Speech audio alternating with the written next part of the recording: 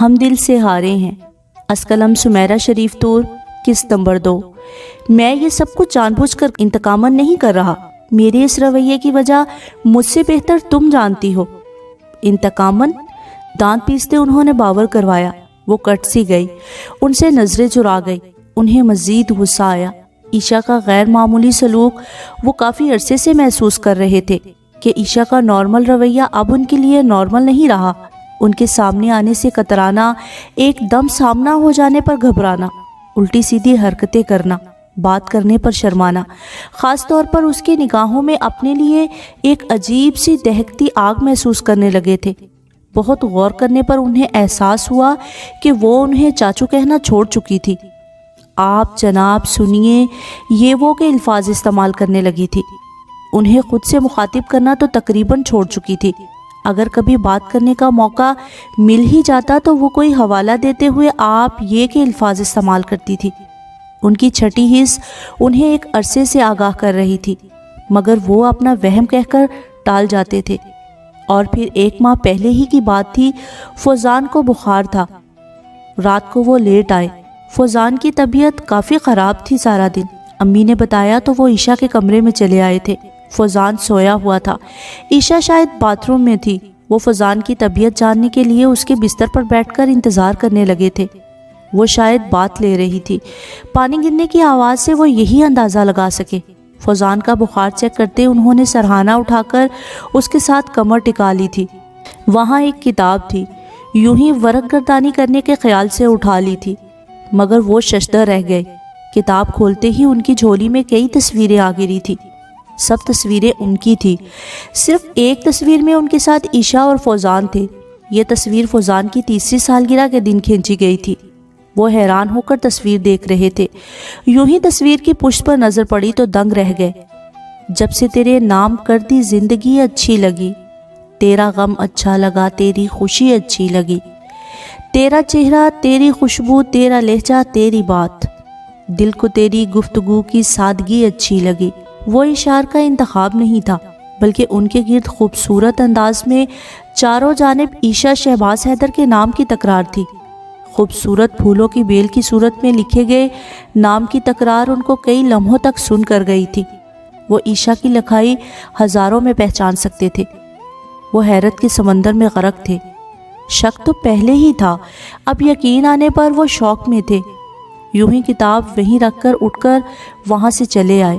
ان کا دل چاہا کہ اسے سختی سے باز پرس کرے، مگر پھر عائشہ کے انداز و اعتبار اور گزشتہ رویوں کا اندازہ لگا کر یہ سوچ کر چلے گئے کہ اگر بات کھلنے کے بعد وہ ان کے سامنے دل کی حالت بیان کر گئی تو وہ کیا کریں گے، کیسے اپنا دامن بچا پائیں گے، تب نہ جانے ان کا رد عمل کیا ہو۔ پھر انہوں نے خاموشی سے فوزان کو اس سے دور کرنا شروع کر دیا تھا۔ ان کا خیال تھا کہ اس طرح وہ اس لڑکی کو مزید کسی حماقت سے روک سکیں گے، مگر یہ ان کی خام خیالی تھی۔ پہلے تو شاید اسے بات کھلنے کا ڈر تھا، اور اب کل رات انہوں نے کسی نہ کسی طرح بہلا پھسلا کر فوزان کو اپنے پاس سونے پر آمادہ کر ہی لیا تھا، لیکن آدھی رات کو وہ رونا شروع ہو گیا۔ وہ ہڑبڑا کر اٹھے، اس شور کے وہ عادی نہ تھے، کچھ پریشان بھی ہو گئے۔ کیا ہوا فوزی؟ ماما کے پاس جانا ہے، روتے ہوئے فرمائش کی گئی تھی۔ ایک تو نیند ڈسٹرب ہو گئی تھی، دوسرا اس کی یہ الٹی فرمائش۔ انہیں غصہ آ گیا۔ کوئی نہیں ہے تمہاری ماما۔ ان کے ڈانٹنے کی دیر تھی، فوزان صاحب تو حلق پھاڑ کر رونا شروع ہو گئے تھے۔ وہ جھنجھلا اٹھے، ہر طرح سے اسے سنبھالا، پچکارا، لالچ دیا، مگر اس کی تو ایک ہی ضد تھی، ماما کے پاس جانا ہے۔ اب کہ انہیں عائشہ پر غصہ آنے لگا، جو ان کی زندگی میں حد سے زیادہ دخل اندازی کر چکی تھی۔ سنو فوزی، وہ سو گئی ہے، تم بھی سو جاؤ، میرا پیارا بیٹا ہے نا۔ انہوں نے غصہ ضبط کرتے پچکارا تھا، مگر وہ بھی ڈھیٹ تھا۔ نہیں سوؤں گا، آپ انہیں لے کر آئیں، ان کے ساتھ سوؤں گا۔ وہ بیچارگی سے اس چھوٹے سے بچے کو دیکھتے رہ گئے۔ وہ اس کی ضدی طبیعت کے عادی نہ تھے، پریشان ہو گئے۔ وہ یہاں نہیں آ سکتی، تمہیں میرے ساتھ ہی سونا ہے، سمجھے؟ اب کہ انہوں نے سختی سے کہا، مگر مجال ہے اثر ہوا ہو، اور وہ بکھلایا تھا۔ کیوں نہیں آ سکتی؟ عدیل کی ماما چاچو کے ساتھ سوئی ہیں، عدیل مجھے بتاتا ہے، بس آپ ماما کو لے کر آئیں۔ وہ اس ننھے سے بچے کی باتوں سے حق دک رہ گئے، اوپر سے اس کی فرمائش۔ انہیں ایک دم غصہ آیا تھا۔ شٹ اپ، اس نے لاڈ اٹھا اٹھا کر تمہارا دماغ خراب کر دیا ہے، آرام سے سو جاؤ۔ غصہ تھا یا پھر فوزان کی بات کا اثر؟ سختی سے ڈپٹتے انہوں نے اسے کھینچ کر تھپڑ مارا تھا۔ پھر کیا تھا؟ فوزان میاں کا فل والیوم تھا اور وہ ضد چھوڑ اٹھے۔ مجھے ماما کے پاس جانا ہے، ابھی جانا ہے ماما کے پاس۔ آپ گندے ہیں، ماما اچھی ہیں، میں ماما کو بتاؤں گا آپ مجھے مارتے ہیں۔ وہ سر تھام کر فل والیوم سے روتے اس چھوٹے سے بچے کو دیکھتے رہے، مگر وہ نہیں سنبھلا۔ غصے سے اٹھا کر اس کے پاس چھوڑ آئے تھے۔ اس وقت غصہ اس قدر تھا کہ سوچنے سمجھنے کی ساری صلاحیتیں مفقود ہو کر رہ گئی تھی۔ اسی غصے کی وجہ تھی کہ وہ جو پردہ قائم ہے، یہ حجاب برقرار رہنے کے لیے سرگرداں تھے۔ عشاء کو خود اپنے سامنے کھڑا ہونے کا موقع دے گئے تھے۔ ساری رات دہکتے انگاروں پر جھلستے سلگتے گزری تھی اور اب وہ ان کے سامنے تھے۔ دیکھو عشاء، تم بچی نہیں ہو کہ یہ حماقتیں سر انجام دو۔ کل کو تمہاری شادی بھی ہونی ہے۔ فوزان سے تمہاری اس قدر اٹیچمنٹ تم دونوں کے لیے ہی نقصان دہ ہے۔ بہتر ہے کہ تم اس سے دور رہو۔ وہ ابھی بچہ ہے، محبت سے پیار سے بہل جائے گا، مگر بعد میں شاید یہ ناممکن ہو۔ شہباز حیدر نے اپنے آپ کو سنبھال کر غصے کو پسے پش ڈالتے قدرے رسانیت سے کہا تھا۔ وہ آنکھوں میں آنسو لیے شکایتی نظروں سے دیکھے گئی۔ وہ رخ موڑ گئے۔ مجھے نہیں کرنی کوئی شادی وادی۔ جب میں آپ سے کہہ رہی ہوں کہ میں آپ کے لیے کوئی مسئلہ نہیں بنوں گی، تو پھر ایسی باتیں کیوں کر رہی ہیں؟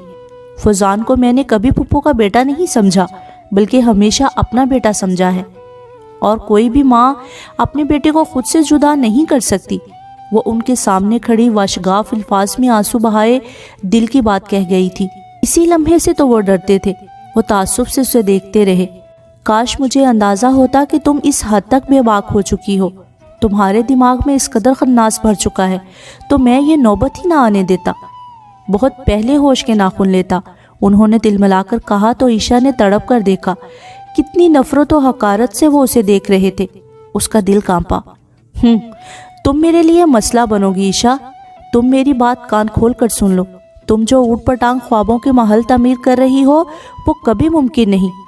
اگر مجھے شادی ہی کرنا ہوتی تو کب کا کر چکا ہوتا۔ اور تمہیں شرم تو نہ آئی یہ سب سوچتے ہوئے، میرے سامنے یوں اپنا آپ آشکار کرتے ہوئے؟ شرم آ رہی ہے مجھے اس تصور سے ہی کہ جس لڑکی کو ابھی میں کم عمر لاؤبالی بچہ سمجھ رہا تھا، وہ میرے سامنے کھڑی میری آنکھوں میں دیکھتے اظہار عشق فرما رہی ہے۔ وہ پھوٹ پھوٹ کر رو دی۔ کتنا غلط سمجھ رہے تھے وہ اسے۔ وہ اپنی ساری انا، خودداری، خوف کو پسے پشت ڈالے صرف اور صرف فوزان کی خاطر ان کے سامنے آئی تھی، اور وہ اس کا دل تڑپ اٹھا۔ آپ جانتے ہیں کہ میں آپ سے محبت کرتی ہوں، بغیر کسی لالچ اور غرض کے۔ کب میں نے اظہار کیا ہے؟ میں فوزان کی بات کر رہی ہوں، اور آپ… وہ ہاتھوں میں چہرہ چھپا کر رو گئی۔ شہباز حیدر نے کھا جانے والی نظروں سے گھورا۔ Shut up! انہوں نے اپنی مٹھی زور سے دبائی، ورنہ ان کا دل چاہ رہا تھا کہ اس لڑکی کا چہرہ تھپڑوں سے سرخ کر دے۔ بہت بڑی غلطی ہوئی ہے مجھ سے۔ مجھے فوزان کے معاملے میں تم پر اتنا اعتبار نہیں کرنا چاہیے تھا۔ مجھے اپنی ذمہ داری خود نبھانی چاہیے تھی۔ ان کا بس نہیں چل رہا تھا کہ اس کا گلا دبا دے۔ کیسے بے شرموں کی طرح اقرار کیا تھا۔ پلیز شہباز، میرے ساتھ یوں پیش نہ آئیں، مجھے اتنی نفرت سے مت دھتکاریں۔ میں کب آپ کو مجبور کر رہی ہوں کہ میری محبت قبول کریں؟ کم از کم فوزان کے لیے تو اپنی زندگی میں اتنی جگہ دے دیں۔ قسم سے ساری زندگی کچھ نہیں مانگوں گے، مگر آپ کی نفرت نہیں سہ سکتی۔ پلیز شہباز، وہ بالکل ان کے سامنے کھڑی رندے لہجے میں کہہ رہی تھی۔ ان کا نام لیتے وہ ان کی برداشت آزما گئی تھی۔ وہ خود پر بمشکل کنٹرول کر رہے تھے۔ ان کا ہاتھ ایک دم اٹھا تھا۔ Shut up, just shut up! آئندہ میرے سامنے ایسی بکواس نہیں کرنا، اور ہاں، میرا تم سے جو رشتہ ہے اسی حوالے سے پکارو گی۔ نام لیا تو حلق سے زبان کھینچ لوں گا۔ وہ منہ پر ہاتھ رکھ کے سسک رہی تھی۔ وہ دل ملا کر اسے وارن کرتے اپنا بریف کیس اٹھا کر راستے میں پڑی، ہر چیز کو ٹھوکر مارتے کمرے سے نکل گئے تھے۔ وہ منہ پر ہاتھ رکھ کے سسک کر روتے قالین پر بیٹھتی چلی گئی تھی۔ تو نے نفرت سے جو دیکھا تو مجھے یاد آیا، کیسے رشتے تیری خاطر یوں ہی توڑ آیا ہوں۔ کتنے دھندلے ہیں یہ چہرے جنہیں اپنایا ہے، کتنی اجلی تھی وہ آنکھیں جنہیں چھوڑ آیا ہوں۔ سارا دن وہ اپنی کم مائیگی کا ماتم کرتی رہی۔ رات تک اسے بہت تیز بخار ہو گیا تھا۔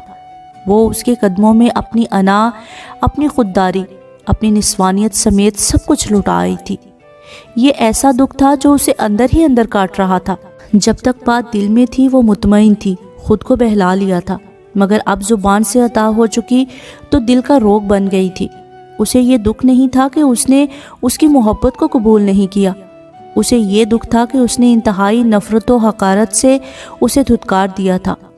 وہ تو مکمل لٹی تھی، تن من دھن سے سب کچھ لٹا آئی تھی، دونوں ہاتھوں سے خالی تھی۔ دکھ تھا کہ کم ہی نہیں ہو رہا تھا، کم آئیگی سب کچھ کھو دینے کا احساس کاٹ رہا تھا۔ وہ مزمحل سی تھی۔ کھانے کے بعد وہ کمرے میں بند ہوئی تو ساری رات دہکتے انگاروں پر لوٹتی رہی۔ آگ بکھیرتے انگارے اسے سلگاتے رہے اور وہ سلگتی رہی۔ فوزان اس کے پاس بستر پر سویا ہوا تھا، مگر اسے کوئی چین، کوئی قرار نہ تھا۔ جو رات بیتتی جا رہی تھی اس کے اعصاب جواب دیتے جا رہے تھے۔ صبح تک وہ بے چین سی ہو چکی تھی۔ فوزان کو اسکول جانا تھا، اس کی خاطر بستر سے اٹھی، بمشکل اسے تیار کرا کر کمرے سے باہر بھیج کر وہ دوبارہ بستر پر لیٹ چکی تھی۔ بخار کی حدت غم کی شدت سے سر چکرا رہا تھا۔ خاموشی سے کمبل سر تک تان لیا۔ شہباز حیدر تیار ہو کر نیچے آئے تو امی نے ٹرے تیار کر رکھی تھی۔ تایا جان نماز تلاوت کے بعد سو جاتے، ان کا ناشتہ 10 بجے ہوتا تھا، جبکہ حیدر صاحب اخبار دیکھ رہے تھے۔ وہ لیٹ آفس جاتے تھے۔ شہباز حیدر نے ان کے ساتھ والی کرسی سنبھالی، دوسری طرف تائی جان بیٹھی ہوئی تھی۔ آج عشاء نے یونیورسٹی نہیں جانا؟ اچانک تائی جان کو خیال آیا۔ ہاں، مجھے بھی خیال نہیں رہا، صبح سے وہ کمرے سے نہیں نکلی، رات کو بھی شام کو ہی کمرے میں گھس گئی تھی، صبح نماز پڑھتے نہیں دیکھا، اور تو اور صبح پودوں کو پانی تو ضرور دیتی ہے، آج وہ بھی نہیں دیا۔ شہباز حیدر نے ایک نظر ماں کو دیکھا اور خاموشی سے ناشتہ کرتے رہے۔ فوزان اسکول چلا گیا تھا؟ اچانک خیال آنے پر پوچھا۔ ہاں، وہ تو چلا گیا تھا، تیار شیار ہو کر باہر آیا، کہہ رہا تھا ماما کو بخار ہے، رات بھی اس کی طبیعت خراب تھی، خدا خیر کرے۔ جاؤ زلیخا دیکھو عشاء کیا کر رہی ہے، تائی جان نے فکر مندی سے کام والی کو کہا تو وہ چلی گئی۔ ابھی 2 منٹ ہی گزرے تھے کہ جب وہ بھاگی آئی۔ بیگم صاحبہ، عشاء بی بی تو بے ہوش پڑی ہوئی ہیں، بخار سے تپ رہی ہیں، میں نے 2-3 دفعہ ہلایا بھی مگر ہوش نہیں آیا، خدا خیر کرے۔ کیا کہہ رہی ہے تو زلیخا؟ اب اتنی خراب طبیعت بھی نہیں تھی بچی کی۔ تائی امی تو فوراً عشاء کے کمرے کی طرف بھاگی تھی، ان کے پیچھے امی اور حیدر صاحب بھی۔ شہباز حیدر جو نارمل ہی تھے، ان کے چہرے پر بھی پریشانی جھلکی۔ کل کے واقعے کے بعد انہوں نے اسے نہیں دیکھا تھا۔ وہ بھی ٹرے ایک طرف دھکیل کر اس کے کمرے کی طرف چل آئے۔ وہ بے سود بستر پر پڑی ہوئی تھی، تائی امی اس کے ہاتھ پیر سہلا رہی تھی تو امی پانی لے کر اس کے منہ پر چھینٹے مار رہی تھی۔ بڑا تیز بخار ہے اسے، یا اللہ رحم کر۔ تائی جان تو بس رو دینے کو تھی، وہ دروازے پر ہی رکے ہوئے تھے۔ جاؤ زلیخا، ساتھ والے حامد صاحب کو بلا لاؤ، وہ اس وقت گھر پر ہوں گے، جلدی کرو۔ انہوں نے آگے بڑھ کر اس کی نبض چیک کی، ڈوبتی ابھرتی حالت تھی۔ وہ ایک دم گھبرا گئے تھے۔ زلیخا فوراً باہر بھاگی۔ حامد صاحب ڈاکٹر تھے، اپنا بیگ لے کر فوراً آ گئے۔ عشاء کا بی پی چیک کرنے لگے۔ بچی کا بی پی بری طرح لو ہے، بچی کی کنڈیشن بہت خراب ہے، اتنا لو بی پی کچھ بھی ہو سکتا ہے، آپ اسے فوراً ہاسپٹل لے جائیں، ورنہ نروس سسٹم بھی متاثر ہو سکتا ہے۔ ایک اور انجیکشن لگا کر اس کا بی پی نارمل کرنے کی کوشش کی گئی تھی، مگر دیر بعد ناکام ہو کر انہوں نے کہا تو تائی امی پھوٹ پھوٹ کر رونے لگی۔ ہائے میری بچی، بھابھی آپ پریشان نہ ہوں، ہم اسے ہاسپٹل لے جائیں گے۔ شہباز گاڑی نکالو، ابو نے تائی جان کو تسلی دی تھی۔ شہباز نے گاڑی نکالی تو ابو نے امی کی مدد سے اسے گاڑی میں ڈالا۔ عشاء کو انتہائی نگہداشت والے روم میں لے جایا گیا تھا۔ وہ بالکل ہاتھ پیر چھوڑ چکی تھی۔ 5-6 گھنٹے بعد ڈاکٹر نے اسے خطرے سے باہر قرار دیا تھا۔ پھر رفتہ رفتہ اس کی طبیعت سنبھلنے لگی۔ رات گئے وہ ہوش میں آئی، حواس میں آتے ہی وہ بے اختیار پھوٹ پھوٹ کر رونے لگی۔ تائی جان، امی، مہوش بھابھی، اس کی دوسری والدہ ماجدہ، سبھی اسے سنبھالنے میں لگے ہوئے تھے۔ ڈاکٹر نے اس کے پاس زیادہ رش کرنے سے منع کیا تھا۔ اگلے دن وہ کافی بہتر تھی، اسے روم میں منتقل کر دیا گیا۔ رونے کے بعد وہ خاموش ہو گئی تھی، سب نے اس کی خاموشی کو محسوس کیا تھا۔ واجد صاحب اس کا بھرپور خیال رکھ رہے تھے۔ بخار بھی قدرے بہتر تھا۔ فوزان، جس نے پچھلا سارا دن عشاء کے بغیر گزارا تھا، خاص طور پر رات کو اس نے شہباز حیدر کو بہت تنگ کیا تھا۔ وہ حقیقتاً پریشان ہو گئے تھے۔ ایک تو عشاء کی اس قدر سیریس کنڈیشن ہو جانا، اوپر سے رات کو فوزان کا رویہ، وہ انتہائی ڈسٹرب ہو گئے تھے۔ عائشہ سے انہیں کوئی ذاتی دشمنی نہ تھی، مگر وہ جس حماقت کا مظاہرہ کر رہی تھی اس کے جواب میں ایسی ہی حماقت سر انجام دینا انہیں قابل قبول نہ تھا۔ اگلے دن فوزان بار بار عائشہ کے پاس جانے کی ضد کر رہا تھا۔ اس نے اسکول سے بھی چھٹی کی تھی۔ 10 بجے کے قریب شہباز حیدر فوزان کو ہاسپٹل لے آئے تھے۔ اس وقت عائشہ کے پاس واجد صاحب کے علاوہ تائی امی تھی۔ جس وقت وہ کمرے میں داخل ہوئے، عائشہ آنکھوں پر بازو رکھے لیٹی ہوئی تھی۔ تائی جان کرسی پر بیٹھی تسبیح پڑھ رہی تھی۔ اسے دیکھ کر مسکرائیں۔ شہباز حیدر نے سلام کیا تو بھی عائشہ نے بازو نہ ہٹائے۔ ماما ماما، فوزان نے آگے بڑھ کر عائشہ کا بازو جھنجھوڑا تو اس نے تڑپ کر بازو ہٹایا۔ فوزی تم؟ اوہ میری جان۔ وہ اگلے ہی لمحے اٹھ کر بستر پر بیٹھ گئی تھی۔ شہباز حیدر نے اس پر نگاہ ڈالی۔ ذرا کملایا ہوا چہرہ تھا، مگر بہت محبت سے وہ فوزان کو بازو کے گھیرے میں لے کر اس کے منہ پر پیار کر رہی تھی۔ ان کے دل میں کوئی چیز کلک ہوئی۔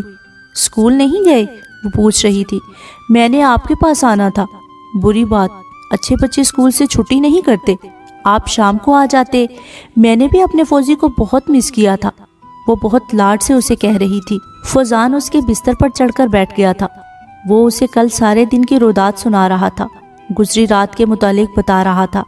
تائی امی سے باتیں کرتے شہباز حیدر کا سارا دھیان اسی طرف تھا۔ رات کو کس کے پاس سوئے تھے؟ عائشہ کی آواز پر شہباز نے دیکھا۔ فوزان اس کے پہلو میں لیٹا ہوا تھا۔ وہ بہت محبت سے اس کے بال سنوار رہی تھی۔ اس کا سارا دھیان فوزان کے چہرے کی طرف تھا۔ پاپا کے پاس؟ پھر مجھے آپ کے بغیر نیند نہیں آئی تھی۔ پھر بابا دادوں کے پاس لے کر گئے تھے، پھر انہوں نے کہانی سنائی تھی اور میں سو گیا۔ عائشہ نے سر اٹھا کر دیکھا۔ شہباز حیدر کی نظروں کا زاویہ بدلا۔ اچھا تائی امی، میں چلتا ہوں، کسی سے ملنا ہے، واپسی میں فوزان کو لے جاؤں گا۔ عائشہ نے خاموشی سے شہباز حیدر کو دادی اماں سے بات کرنے کے بعد باہر نکلتے دیکھا تھا۔ پھر اس نے سرہانے پر سر رکھ کر آنکھیں موند لی۔ آپ مجھ سے اتنی نفرت کیوں کر رہے ہیں شہباز؟ میں مر جاؤں گی۔ وہ سسک پڑی۔ سارا دن فوزان اس کے پاس رہا تھا۔ شام کا کھانا قیوم چچا لے کر آئے تھے۔ کھانا کھانے کے بعد فوزان اس کے پاس ہی بستر پر لیٹ گیا تھا۔ قیوم نے فوزان کو لے جانا چاہا، مگر وہ نہیں گیا۔ وہ اکیلے ہی واپس چلے گئے تھے۔ اس وقت وہ آنکھیں بند کیے لیٹی ہوئی تھی، جبکہ دادی جان نماز پڑھ رہی تھی۔ فوزان سو گیا تھا۔ شہباز حیدر کمرے میں داخل ہوئے تو رک گئے۔ سارا دن وہ اپنے کام کے سلسلے میں مصروف رہے تھے۔ ان کا خیال تھا کہ فوزان گھر چلا گیا ہوگا۔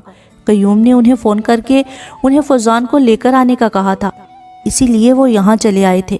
اس وقت وہ عائشہ کے ساتھ بستر پر لیٹا سو رہا تھا۔ فوزان؟ انہوں نے بستر کے قریب آ کر آواز دی تو عائشہ نے پٹ سے آنکھیں کھول دی۔ نظریں سیدھی ان کی آنکھوں سے ٹکرائی تھی۔ یہ شکایتی نگاہیں تھی۔ شہباز نے لب بھینس لیے۔ تلخی سے عائشہ نے بھی آنکھیں پھیر لی۔ یہ تو سو گیا ہے، فوزان کو دیکھ کر انہوں نے کہا تو وہ چپ رہی۔ کیسی طبیعت ہے اب تمہاری؟ انہیں بھی شاید خیال آ ہی گیا تھا۔ وہ تلخی سے دیکھ کر سر جھکا گئی۔ بخار اترا؟ بے بسی سے اس نے گہرا سانس لیتے گردن ہلا دی۔ وہ بہت چاہنے کے باوجود ان کے رویے پر بھی ان سے بے اعتنائی نہیں برت سکی تھی۔ تائی امی تو نماز پڑھ رہی ہیں، مجھے اب چلنا چاہیے، کافی دیر ہو گئی ہے۔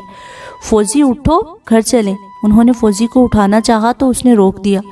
پلیز اسے سونے دیں، اس کی نیند خراب ہوگی۔ مگر میں اسے یہاں بھی نہیں چھوڑ سکتا، تم تو شاید کل ڈسچارج ہوگی، تو آپ اسے ایسے ہی اٹھا کر لے جائیں۔ یہ اٹھنے کے بعد یہاں آنے کی ضد کرے گا، اس نے الجھے لہجے میں کہا تو وہ خاموشی سے اسے اٹھانے لگے۔ تبھی ان کا ہاتھ عائشہ کے دہکتے بازو سے چھوا تھا۔ یوں لگا جیسے دہکتے انگاروں کو چھو لیا ہو۔ انہوں نے ایک دم رک کر اسے دیکھا۔ تمہیں تو ابھی بھی بہت تیز بخار ہے، فوزان کو اٹھانے کی بجائے فکر مندی سے پوچھا۔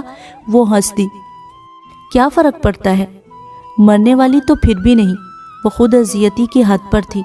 انہوں نے لب بھینس لیے۔ ایک دم احساس ندامت نے آ گھیرا۔ وہ ان کی وجہ سے اس حال کو پہنچی تھی، انہیں احساس تھا۔ مگر عائشہ پلیز۔ انہوں نے اس کی دہکتی کلائی پر ہاتھ رکھا تو اس نے سرت سے ہاتھ کھینچ لیا۔ پلیز اپنے بیٹے کو لے کر جائیں یہاں سے، مجھ پر یہ مہربانیاں نہ کریں، میرا دل خوش فہمیوں میں مبتلا ہونے لگ جاتا ہے۔ بہت نفرت کرتے ہیں آپ مجھ سے، میں اسی قابل ہوں، جائیے یہاں سے۔ نہیں مرنے والی میں، دھیمی جلتی سلگتی آواز تھی۔ وہ بغیر آواز پیدا کیے ہاتھوں میں چہرہ چھپائے پھوٹ پھوٹ کر رونے لگی تھی۔ وہ اسے کچھ کہنا چاہتے تھے، کوئی جملہ ان کے لبوں پر آتے آتے رہ گیا۔ تائی جان کی موجودگی کا خیال کرتے انہوں نے ایک تیز قابل رحم نظر اس پر ڈال کر فوزان کو اٹھایا تھا۔ وہ کمرے سے باہر نکل گئے، مگر وہ مسلسل روتی رہی تھی، تکیے میں منہ چھپائے شدت سے آنسو بہا رہی تھی۔ وہ ہاسپٹل سے آنے کے بعد 2 دن دادی جان کے ہاں رہی، پھر اپنا سامان لے کر واجد صاحب کے ہاں چلی آئی۔ امی کے برعکس اس کے تینوں بہن بھائی اس سے بے پناہ محبت کرتے تھے۔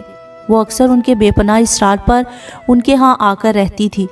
اب بھی خود کو پرسکون کرنے کو چلی آئی کہ وہاں بہت کوشش کے باوجود شہباز حیدر سے سامنا ہو ہی جاتا تھا، اور ہر بار وہ نئے سرے سے ادھر جاتی تھی۔